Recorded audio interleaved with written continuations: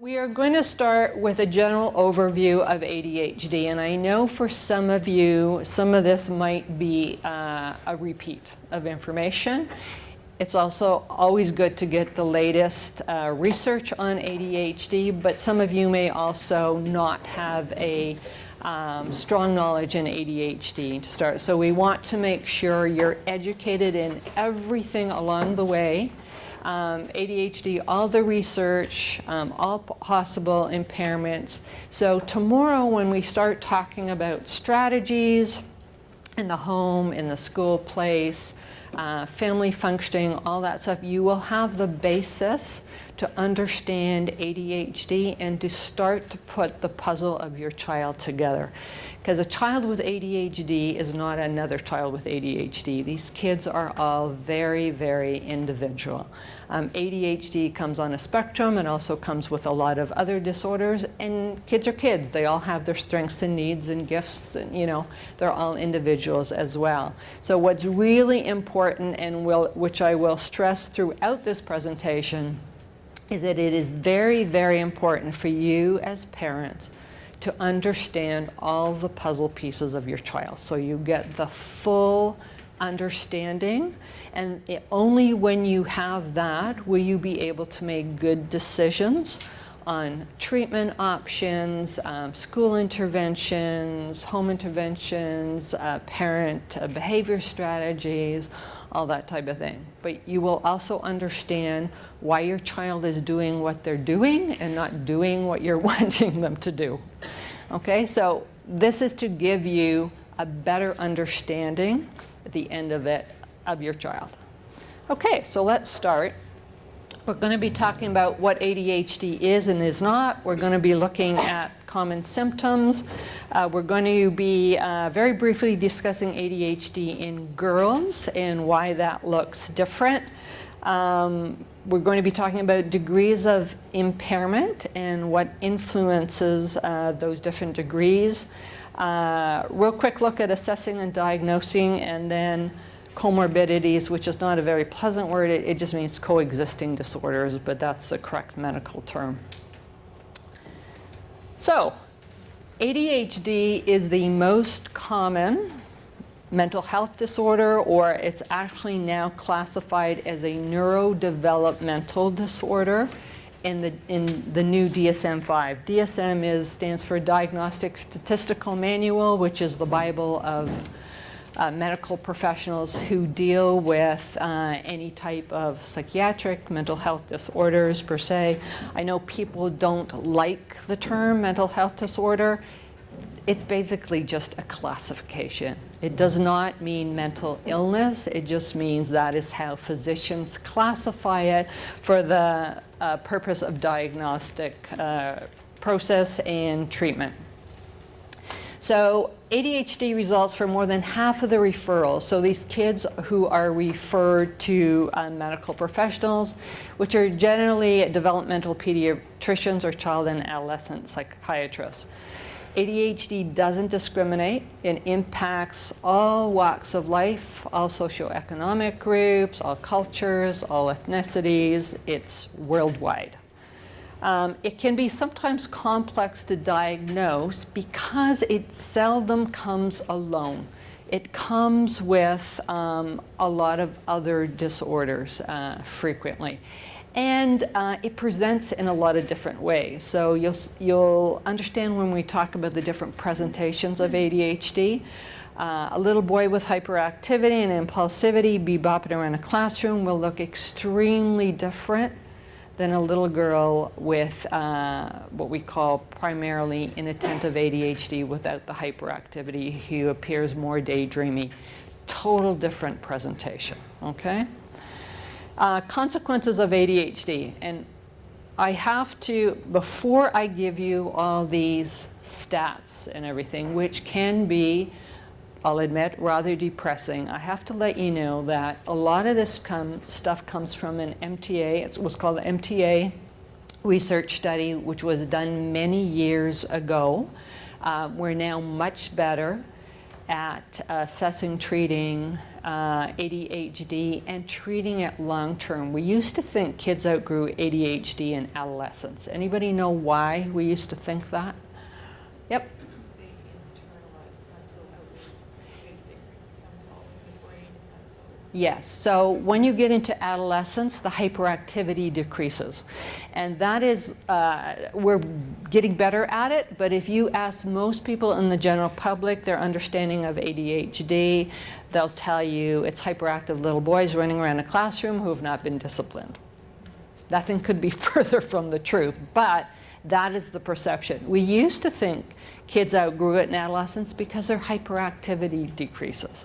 So generally you don't see high school students running around the back of the classroom and standing on desks or sitting backwards on chairs, right? Which you will with 4 and 5, 6-year-olds sometimes. So it's different, but the major impairing symptom of attention dysregulation remains for most people through their entire lifespan. So some of these stats will look depressing, but know that they are from many years ago when we stopped treating ADHD in adolescence in most cases. We now know we don't do that, right? And we have much better psychoeducation, much better psychosocial treatments for ADHD as well. And we're getting more aware of it, hopefully very slowly in school systems.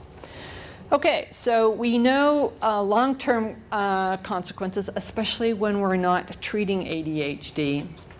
Less years of academic and work attainment, more accidents, we have more cost to the healthcare system. A lot of these kids and even adults end up in emerge a lot of time. Increased mental health disorders, greater chance of substance use and substance abuse, including smoking and alcohol, which we'll talk about a little bit, but with adolescents, be very, very careful. They get hooked to cigarette smoking and also pot very quickly. Cigarette smoking, I don't know if you know nicotine is a stimulant. Works very much, well, it doesn't work as well as medication, but you'll find a lot of people with ADHD drink a lot of coffee, a lot of Coke, smoke, because it's stimulant. It is actually giving them the benefits and somewhat minimally treating ADHD. So kids with ADHD, adolescents get really hooked to cigarette smoking quickly. We'll talk about the pot use a little later. So we know we've got increased chance of unwanted pregnancy. Kids with ADHD get involved in sex earlier and more unprotected sex. The impulsivity also obviously plays a factor, so we have to be careful of that. Generally we have a greater risk of involvement with the justice system.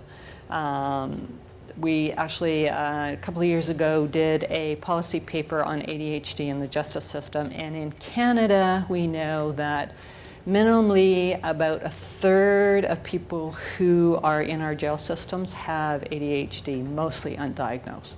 So if you think about the cost of that to our society, to actually keep them in jail systems rather than treat them seems insane. But again, something we're advocating on. So what is ADHD not? Okay, so it's not new. We hear this in the media a lot. It's a new fad. We can actually trace it back to 1798, and there are some reports before. Scottish physician by the name of Dr. Alexander Crichton first started writing about mental restlessness, and if you read his description, it's pretty spot on. We talked about it not being outgrown, so we know that at least 80% of adolescents still meet diagnostic criteria. And in adulthood, over 60% or 2/3 of people still have impairing symptoms of their ADHD.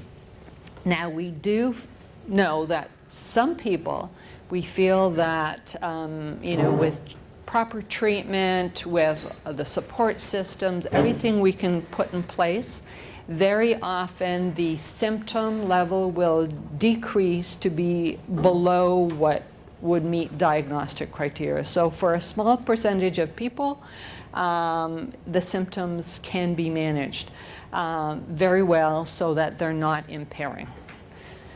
We know it's not just for boys, but we're still diagnosing 3 times as many boys as girls in childhood, and that is because more boys have the hyperactivity and impulsivity. The squeaky wheel gets the oil, right? So these are the kids that you can walk into a classroom and pinpoint in about 10 seconds flat. The child who has the primarily inattentive, who is quiet, daydreaming, not disruptive, just as impaired with inattention or attention dysregulation, doesn't get picked up, and that is more often the girls. Interestingly, though, by the time we get to adulthood, it's more 50-50. So that is telling us we're missing the girls, okay, which has been a factor for a long time. You may hear in the media, especially media coming out of the US, ADHD is overdiagnosed and overtreated. Be careful with stuff coming out of the US. Canada is different than the US in regards with ADHD. Generally, US is much quicker to treat with medication. Europe is much more reticent. Probably too much so. Canada's about halfway in between, okay? We do not have incident rates of ADHD like they're reporting in the US. Generally conservative, we're looking about 5% of kids. A lot of research will tell you up to 9%. Some studies will go higher, but we always quote the most conservative. Worldwide rates are 5%, and Canada's in about that level. For adults, we're looking at about 4%, okay? So, excuse me, ADHD is not caused by or greatly impacted by diet. Okay, so back in the 1970s, Dr. Feingold published a book and studies saying too much sugar and food additives caused ADHD. That has been disproven many, many, many times since then. Unfortunately, the myth is still out there. So, but what you do need to know is that some kids, all kids, not just kids with ADHD, are sensitive to food, dyes, colorants, or additives. So if you happen to have a child who you know gets more hyperactive when they've had some of these foods, don't give them a gallon of Kool-Aid, right? So, but it is not the inattention that increases, it is the hyperactivity, right? So, but when we see a child who's all of a sudden become more hyperactive and is running around like crazy, we'll go, oh my gosh, their ADHD is going crazy. It's the hyperactivity, which is a symptom of ADHD. So that's something you need to be aware of. We're going to be talking more about diet, exercise, and that later today when we talk about treatment. ADHD is not due to bad parenting and lack of discipline. This keeps coming up. The media is getting a little better on it, but every so often somebody still writes an article or a book or does some blog or something on this. Believe me, it is not caused by parenting. In fact, parenting a child with ADHD is much more of a challenge than parenting kids without ADHD. I should have mentioned this earlier. I have 3 grown sons with ADHD and a husband with ADHD. So, been there, done that, lived it. Obviously the reason why I founded KDAC.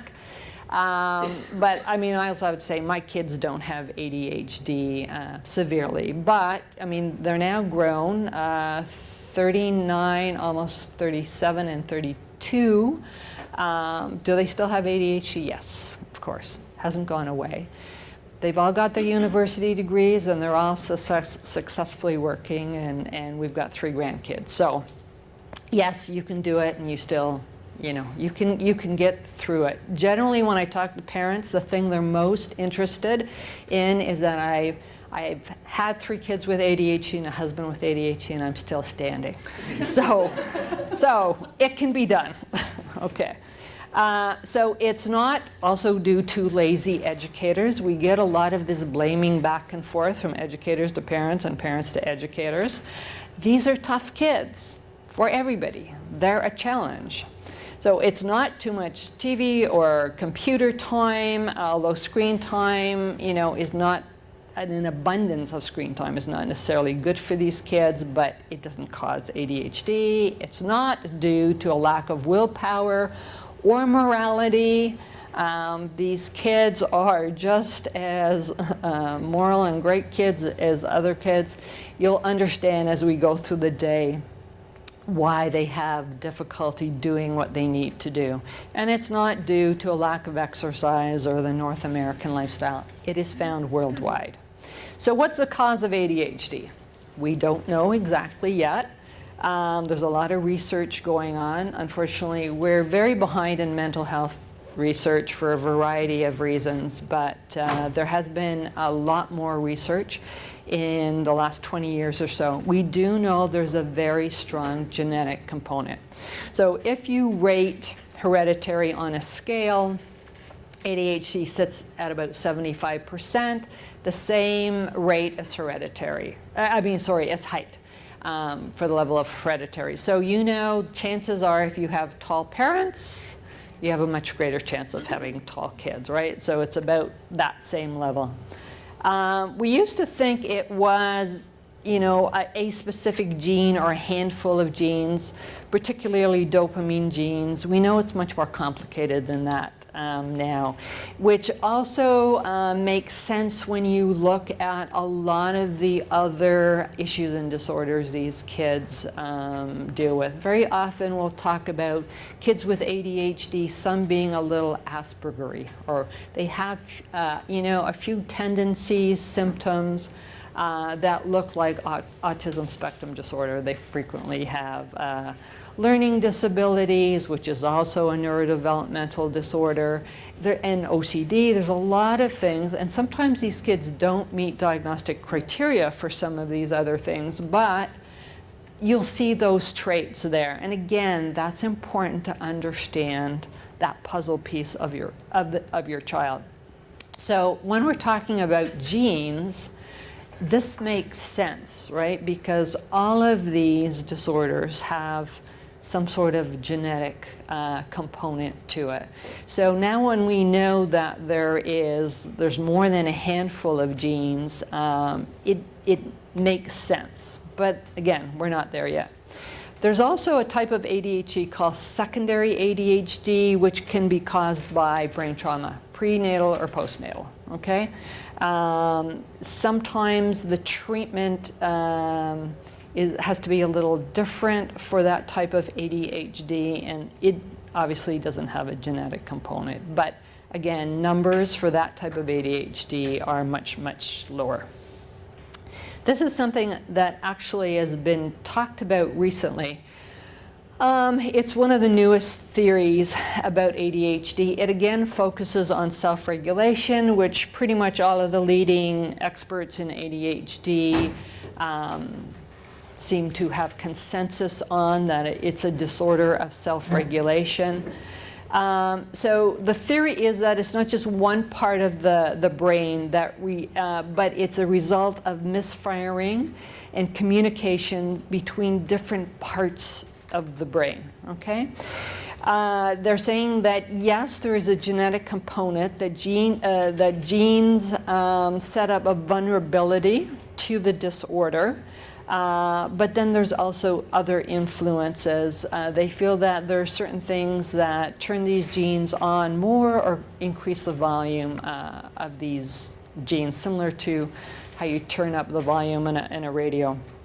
So they're looking at things like health, stress, exercise, diet, exposure to toxins before and after birth. If you've got any interest in finding out more about that, there's a new book out by Dr. Joel Nigg. It's there's a link to it, but just Google his name and you can find out more about it. Again, it is a theory. It has not been proven, but I thought you might find it interesting.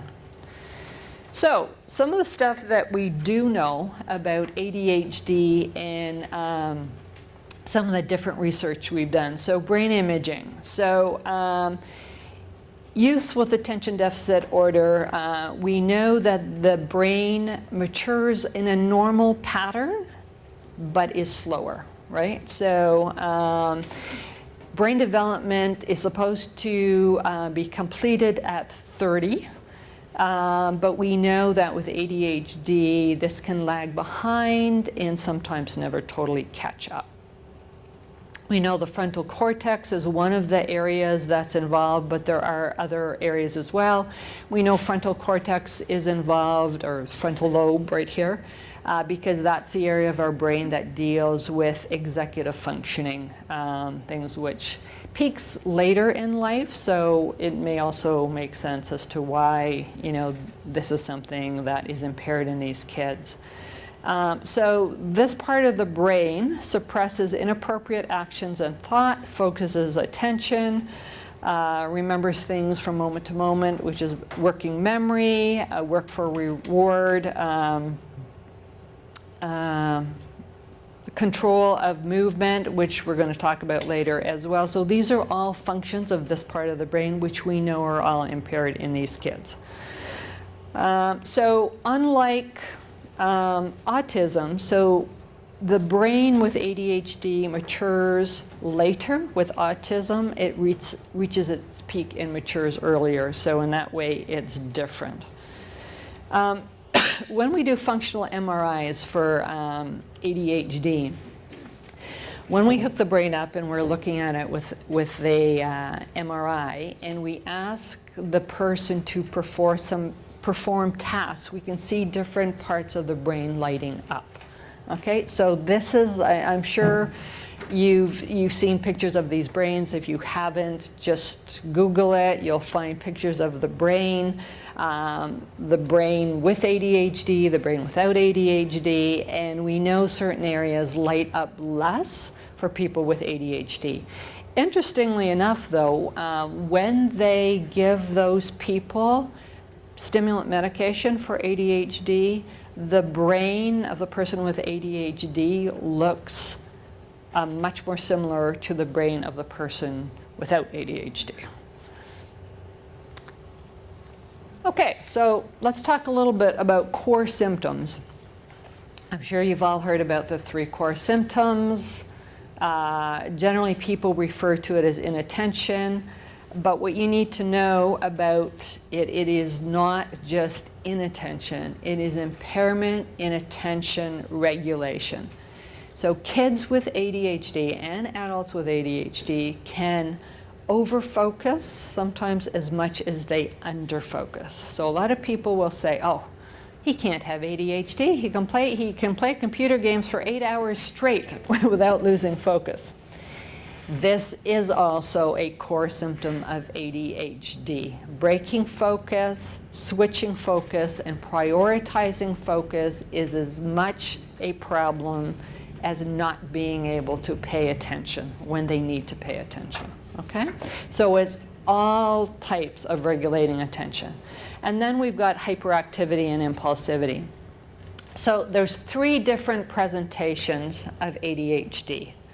And by the way, it is all called ADHD. We used to call the primarily inattentive presentation ADD. That term floats around. I mean, medically it hasn't been used for like 20, 30 years. It's still floating around. So all types of ADHD, even if there isn't hyperactivity, are still called ADHD, okay? So the primarily inattentive form without hyperactivity and impulsivity is usually what people used to refer to as ADD. Primarily hyperactive ADHD without the attention dysregulation is very, very, very rare. So rare that I know medical professionals who have practiced nothing else than ADHD for decades and have never seen it. So it's not really something we talk about. The combined type, where you get all 3 different types of symptoms, is the most common type. So what you also need to know, that most people don't know about ADHD, it is not just those 3 core symptoms. Executive functioning, it's how we regulate and manage a lot of things in our life, is also frequently impaired in people with ADHD. The other thing that is frequently impaired is self-regulation, which leads to impairment in emotional dysregulation. So these kids are frustrated much more easily, but when they are, they can't deal with their frustration. They can be more moody, meltdowns. We'll talk about all that after. They also have great difficulty with social cues and social skills. Now, the other thing I have to caution you about is when I talk about some of these symptoms and impairments, not all kids with ADHD have impairment in all the things we talk about. So when we talk about it, we have to talk about all the possible symptoms. So a lot of kids with ADHD have difficulty with motor coordination, large and fine motor coordination. There are other kids with ADHD who are extremely athletic and coordinated. So again, we talk in percentages and generalities, but again, this is why you need to understand your child, you know, and their strengths and needs. So ADHD symptoms do not always present to the same degree and level throughout the entire day. I very often say these are the only kids who are punished for their successes. You know why? One day in school, while they're doing their math problems, their attention is mysteriously turned on. It's better, right? Remember, they do not have the switch to control it on or off. Think of it as a remote to the TV. They can't, even if, no matter how much they want to, and some studies have said the harder they try, the more difficult it is to focus their attention. So one day in math class, their attention turned on, they whip through their 10 problems, they do them perfectly. Teacher says, fantastic. Next day, their attention turned off. And the teacher says to them, you're just not trying, you just don't want to do it, you could do it yesterday, what's wrong with you? Their attention is turned off and they can't turn it on. So we have to be really aware of this. It fluctuates. And adolescents and adults who are better able to express this talk about it a lot, and we'll talk about if they're very cognizant of when they're on and off. Sometimes it follows a pattern of the day. Sometimes mornings are terrible, afternoons are better. A lot of people with ADHD will talk about being night owls. Very, very difficult to get going in the morning, but will stay up till 2 in the morning. Very typical for kids with ADHD as well. So again, be aware of that. Symptoms for ADHD will show up more in certain situations. So if we're not externally supporting them and helping them to control, or if we don't have schedules and control put in place for them, and also when we're asking them to do more complex steps of something. So in the morning, if you're asking your child to get up, go to the washroom, wash their face, do whatever, get dressed, make their bed, bring their backpack down, you really don't have a hope of that getting done. If you tell them to do one thing, yes. If you're giving kids a complex steps to a process, the more complex they are, the harder time they're going to have with it. And again, that has to do with their executive functioning, but probably their attention plays into it as well. We talked about symptoms of hyperactivity and impulsivity being more noticeable. But remember, it's the attention dysregulation that impairs these kids, okay? Dr. Rosemary Tannick, who is a world-renowned researcher on ADHD and learning, will say kids with ADHD can give you the right answer when she's talking to teachers. They can give you the right answer to your question, whether they're sitting backwards on their chair or have crawled under the table. Their hyperactivity does not prevent them learning. It is the attention regulation and their attention being turned off. That is what we worry about with the kids. The hyperactivity and impulsivity is annoying to everybody, right? This is what makes these kids annoying to teachers, to parents, to siblings, to friends, peers. It's not what we worry about, and that is not usually when we look at applying treatment, unless the hyperactivity and impulsivity is at the level where it's physically dangerous to the child. I mean, we've got kids who run out of traffic, who are runners, we had a 5-year-old who would get on his trike and be miles away in downtown Toronto, would just go, and the police would find him somewhere. That's when we worry about the hyperactivity and impulsivity, but for most of these kids, it's the attention issues that we worry about. So we talked about hyperactivity and impulsivity decreasing with age, but what adolescents and adults will talk about is a restless brain. So while physically they are less restless and twitchy, although you will often see pencil tapping and you know, leg shaking and that kind of stuff, even with adolescents and adults. You see less of the big outward hyperactivity, but they talk about having a brain that just won't stop. It won't turn off.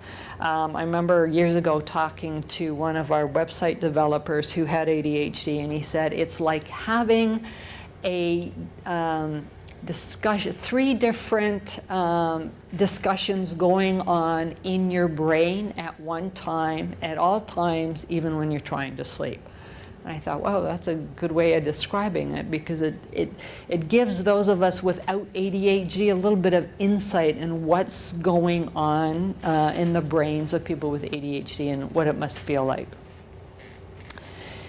I mentioned this before, coexisting disorders can also change what ADHD looks like, or the presentation. So this is the DSM-5 criteria for inattentive symptoms, and you've probably all seen these if you've done rating scales when you've gone through the assessment process for your child. These are the type of questions they will ask you, and does it happen? Never, sometimes, a lot of the time, or always, okay?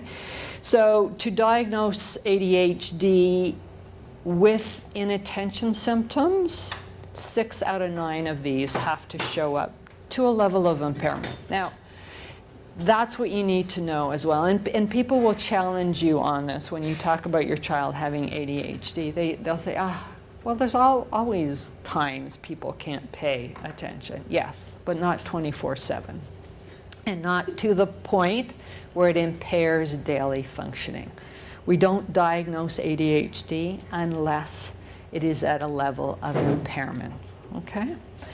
So again, I'm not going to read all these, but they're pretty well-known symptoms of ADHD, of inattention. But as we go through the day, you'll understand there's this is the tip of the iceberg, right? There's a lot more going on in ADHD. The thing that worries me is that kids with these symptoms are often mislabeled by people who don't understand ADHD. They're referred to as stupid, lazy, defiant, disinterested, unmotivated, uncaring, undisciplined, sloppy, and I'm sure you've probably heard a lot more than that. Because that is outwardly how ADHD looks to people from the outside in who are dealing with these kids and do not understand ADHD. When I talk to teachers, I will say, your understanding is generally in how that child's ADHD is impacting you or impacting the rest of the class, right? They're being disruptive, they're moving around, they're not getting their work done, they're interrupting when you're speaking to them, et cetera, et cetera, et cetera, right? You cannot see in that child's brain. You don't know how hard they're working at trying to focus, trying to start to get their work done, not be distracted. And the really concerning thing, I guess, is that these kids also don't understand it. These kids cannot swap brains with another kid for a day to say, oh my gosh, it's so much easier for you. You don't have trouble doing that, right? They just know they're trying their best, they're spinning their wheels, and they're not doing what everybody wants them to do, they're not getting done. And believe me, these kids want to be successful. There are very few kids in the world who do not want to be successful at school, have friends, you know, not have their parents angry at them. They're trying. But these kids will buy into a lot of these messages that people are giving them, which can be very depressing when you think about it. Okay, so symptoms for hyperactivity and impulsivity, again, things that we think about: fidgeting, moving around, running, climbing. A lot of times for girls, the hyperactivity comes out in talking excessively, chatty Cathys, right? So they will not sometimes be as physically active, but you'll see it in other ways. Impulsivity, having difficulty with not interrupting, they blurt out answers, can't wait in line. Again, a lot of these symptoms make people look at them like they're, quote, bad child, or, you know, bad children. And, you know, you will get the comments in the grocery store line, you know, can't you just discipline your child, et cetera, et cetera, et cetera. Okay, so the primarily inattentive presentation, this looks different, as I mentioned before. So it's the child is more dreamy, spaced out, a lot of daydreaming. And some kids with ADHD can tell you about a fabulous imaginary world that they live in. Difficulty is even when they want to pay attention, like in a school, classroom, they can't. They're daydreaming. Very often they're slower in processing information. I mean, all kids are, but these kids can actually sometimes look very sluggish and lethargic. That's not what most people think of ADHD, but again, that's classic primarily inattentive ADHD. They can be more confused, slower to comprehend. Again, the difficulty of focusing is there, like all ADHD. The selective attention is there. More difficulty with retrieval and memory. Very often these kids can be socially isolated. They draw into themselves. So they will be very quiet, not disruptive, but often are excluded or teased by other kids. They're rarely disruptive, impulsive, aggressive, or have oppositional and defiant disorder. Dr. Russell Barkley, world-renowned researcher in ADHD, actually believes this is not ADHD, but a different disorder. Again, another theory, you know, that's his take on it. And we have to be careful that we don't label these kids as not being overly bright. Some of these kids are brilliant. Actually, Dr. Kathleen Nadeau out of the US, who specializes in girls and women with ADHD, and also is interested in the gifted with ADHD, says she believes most theses for doctorates who are sitting on somebody's table and not completed is because they've got ADHD. So, and we know ADHD doesn't impact intelligence, right? But we have to be really careful that we don't start treating these kids like they're not very bright, because they can be really, really bright. Again, anywhere on the intelligence spectrum, but doesn't impact intelligence at all.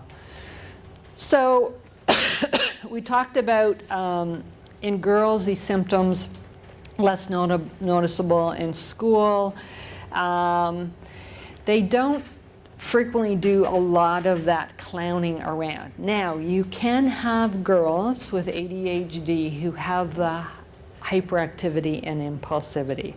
Again, they'll present sometimes differently than boys, but they may do more of that sort of outward hyperactivity and clowning around. We think that it shows up differently in girls because of the socialization we do with girls. We accept a lot more physical movement out of boys, more aggression, more wrestling, horsing around, all that thing. We don't, and again, it's subtle. We don't do it intentionally. But we think that also has something to do with ADHD in girls. Frequently, when girls get diagnosed later in life, I always remember a quote from Dr. Attila Turgay, who did a presentation for us. He's now unfortunately passed away. He said, we frequently pick up these girls in their late teens or 20s at their first suicide attempt, which always gives me chills when I say that. But ADHD with a primarily inattentive presentation frequently comes with anxiety and depression as well. So we have to be very careful with that.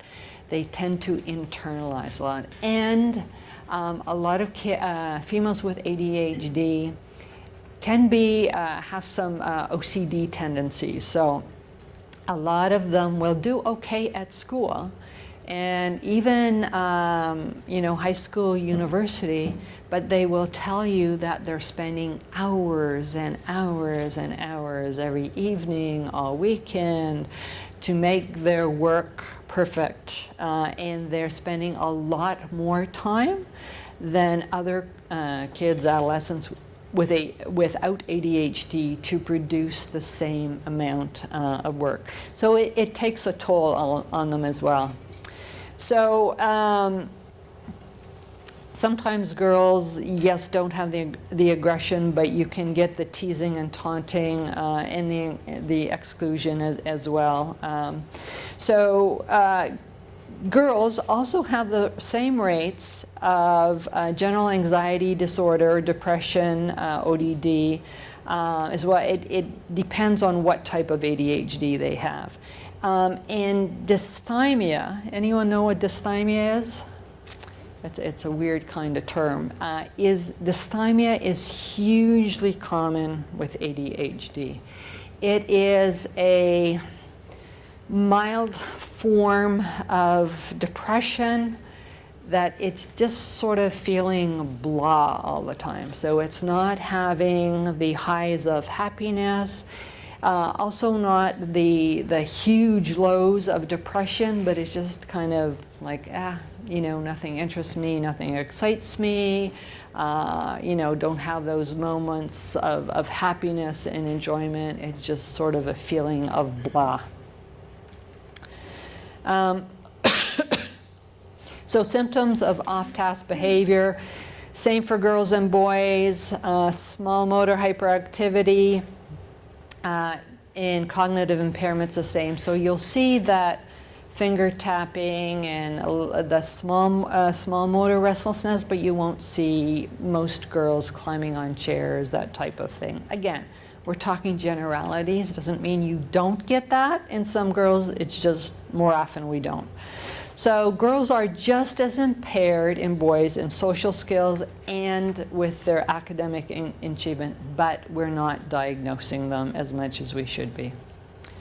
The one thing to be aware of if you do have daughters of ADHD, or if you're an adult female with ADHD, we do know hormone fluctuation in women impacts our ADHD. So girls who are going through adolescence, we frequently have to adjust their medication. Parents will say, oh my God, what's going on? Meds are not working as well. It's because their hormones are changing. Again, with perimenopause and menopause for adult women, and also in the monthly cycle, sometimes women will have to take a slightly higher dose of medication at certain times of the month. So again, something to be aware of.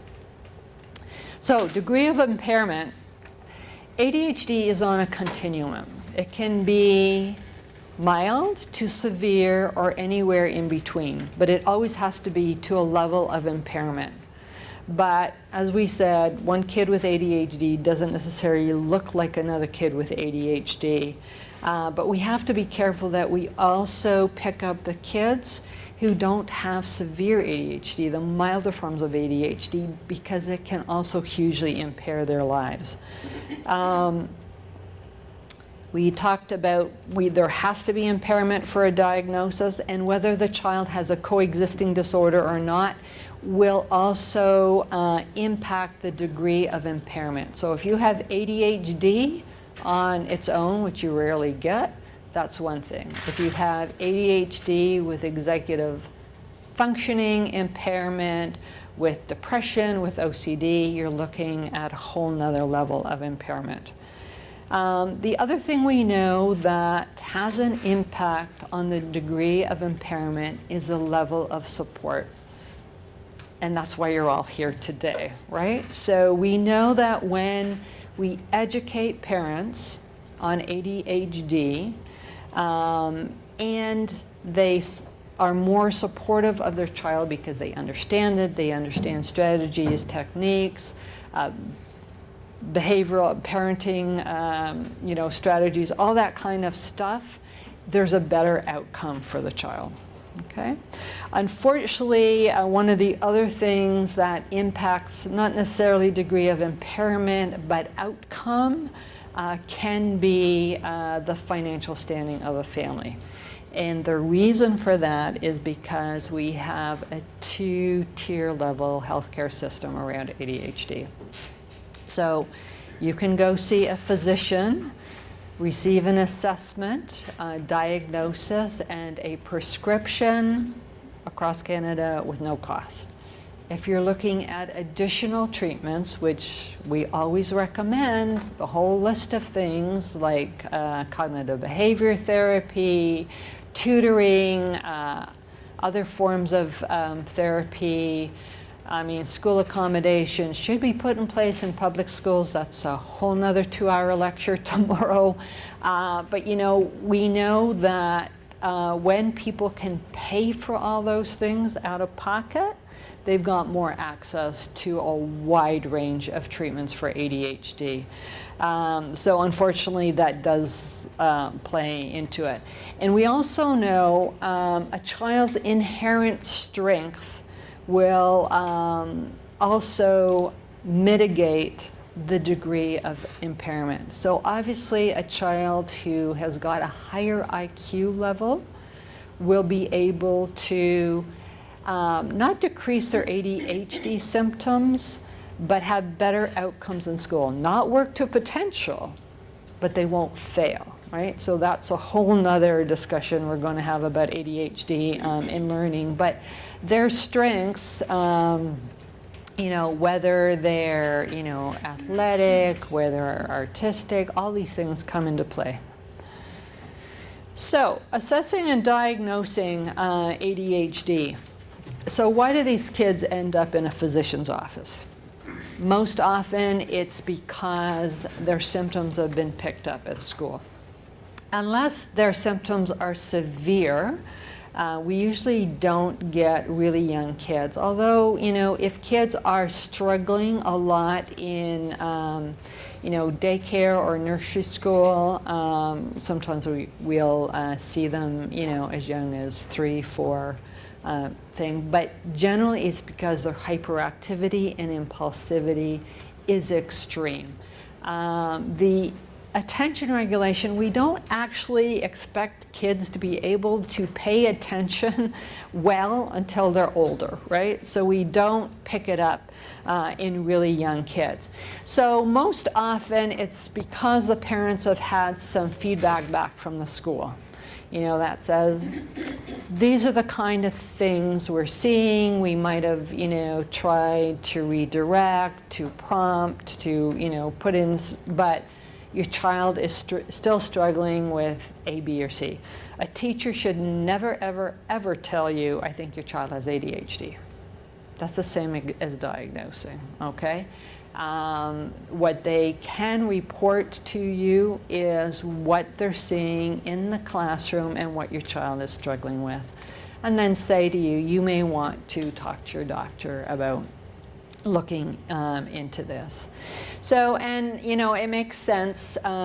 These teachers generally see children the same age as your child. Well, they've usually got 30 of them in front of you, you know, in front of them, but they usually see them year after year after year. So they are probably a little better at picking up when they're seeing symptoms out of the norm level. And yes, development in all these kids varies, right? I mean, kids develop at different ages, but we only look at assessing for ADHD when impairment is significant, not when they're lacking or lagging a little bit behind, okay? So the other reasons these kids end up for assessment is if we're looking at oppositional defiant disorder, which we're going to talk about a little more later. You know, this is the very argumentative child. If we're seeing aggression in the child, if there's issues with family functioning, that may end up a child may end up at a doctor for assessment. Obviously, if there's other family members that have ADHD, parents are going to be much more aware of symptoms earlier, right? So that can also lead to an assessment. And again, we know kids who don't have the hyperactivity and impulsivity are generally diagnosed later in life. So what do we look at when we're doing a diagnosis? So there should be a thorough developmental history taken, a physical and mental health history of the child and also the family. Remember, we said a lot of this stuff is genetic, hereditary. Physicians will give parents rating scales. Hopefully rating scales are also sent to the teacher. We do not diagnose ADHD unless it's seen in more than one setting, okay? If it's only seen at school, not at home, not whatever, we start to question it and delve a little bit more into what's going on.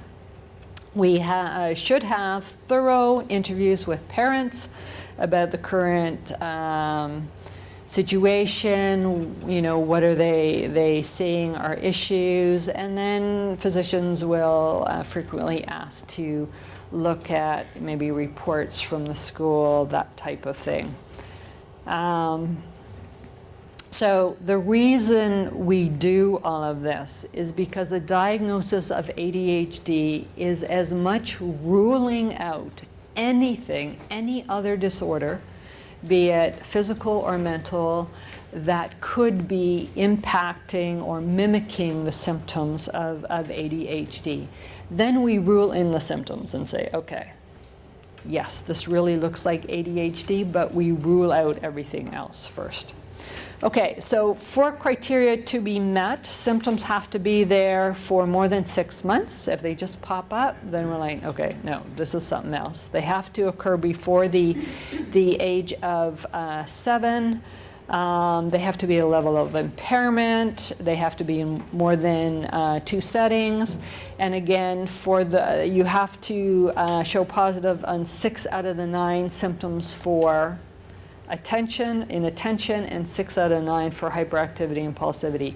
And whether you reach 6 out of 9 in both of those categories will depend on whether you have the combined type or the primarily inattentive presentation. Okay, we talked about ADHD being a neurodevelopmental disorder. So this is a group of conditions that we see early on in childhood as the child is developing. So it's characterized by deficits in development. So we know that there's some lag here. Some of the skills we expect to see at certain ages aren't coming about, okay? So there's impairment in personal, social, academic, and, well, for adults, it's in occupational functioning as well. Okay, again, these symptoms they're what I call a hidden learning disability, or it's something you don't actually very often see in these kids, especially if it's not severe ADHD. And you don't see it at school, but we're going to talk about that more in the next presentation, about why ADHD is often not picked up at school. Okay, common coexisting disorders with these kids. 50 to 90% of these kids will have coexisting disorders, and half have 2 or more. So again, ADHD rarely comes clean. The reason there's that span from 50 to 90% depends on how certain disorders are defined. Like learning disabilities, if you're talking about a specific learning disability like dyslexia or dyscalculia, or if you're talking about things like executive functioning disorder as well. So that's why there's a range. Coexisting disorders can be caused by ADHD, or they can just coexist with ADHD. So the common ones, most common, is oppositional defiant disorder, and then we have learning disorders, anxiety disorders, Tourette syndrome, and depression are frequently what we see with ADHD. So here's a nice chart, shows you incident rates, and the reason there's a span is because different studies will show different incident rates.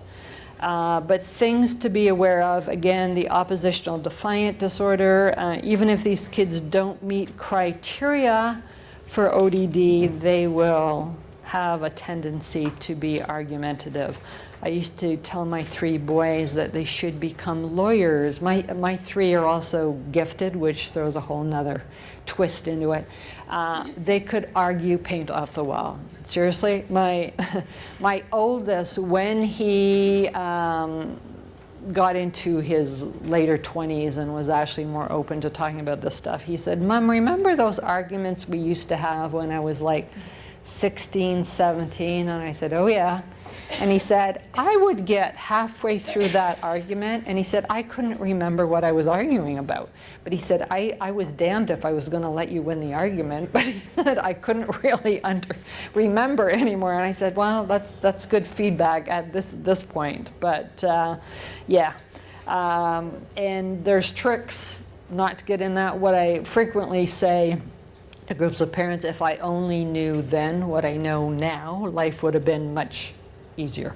But my oldest did not get diagnosed till he was 14 and a half. Remember, he's 39, so we did not know back then about as much about ADHD as we know now. And with the kids being gifted, they weren't failing in school. So it was all sort of blamed on family life. When we finally did get it diagnosed, and the psychologist sat down, and this was after 3.5 years and 5 medical professionals. The psychologist explained the profile of gifted ADHD, and I went, "Oh my God, you're the first person to understand my son." And he sat there with this stunned look on his face and got tears in his eyes, and he said, "You know what?" He said, "I've always known there was something wrong with me, but I actually thought I was losing my mind." right? So that's pretty scary for a 14-year-old. But then after that, then the next, I'd say, year and a half to 2 years, the other two kids were diagnosed as well. But back then, yeah, we did not have the resources. There was no support for parents, and obviously the reason I do what I do. So you need to be aware of the ODD. The other thing that most people don't know about is there's a high correlation with development coordination disorder. Why a lot of these kids can be very clumsy, have a really hard time in gym class, something we try to get gym teachers to understand. It's not that these kids aren't trying, they really have difficulty with coordination. Also, the reason handwriting is really difficult for these kids. So we have small motor coordination and large motor coordination. So a lot of times their handwriting looks like a chicken walked across a page. This is why, right? And we tell parents to get these kids keyboarding as soon as possible. Reading disorders, quite common. Written expression, really difficult for these kids. And when we talk about working memory and some other executive functioning, you'll understand why. Okay, so this differential diagnosis I touched on is already. This is excluding anything else that could be causing or mimicking the symptoms that we know of as symptoms of ADHD, okay? So again, it's as much ruling out anything else as ruling in ADHD. These are the physical things, physical disorders that can cause symptoms that look like ADHD. Vision and hearing, that's why we say these kids should always be checked for vision and hearing before a diagnosis is made. If there's a history of thyroid dysfunction, obviously a history of head and brain trauma, seizure disorder, sleeping disorder, fetal alcohol syndrome, the vast majority, well, I'd say pretty much all kids with fetal alcohol syndrome also have ADHD, and anemia. So we want to rule out any of these things. And then we also look at psychiatric disorders that mimic symptoms. If a child is very anxious or depressed, they will have difficulty paying attention. Learning disabilities will frequently present with a child, tuning out, having difficulty in class. Autism, the new DSM changed, DSM-5. Physicians weren't allowed to diagnose ADHD and autism at the same time. That has changed because we know there is quite an overlap with the two disorders. Obviously, we want to rule out any intellectual disabilities, OCD, and the ODD and conduct disorder as well.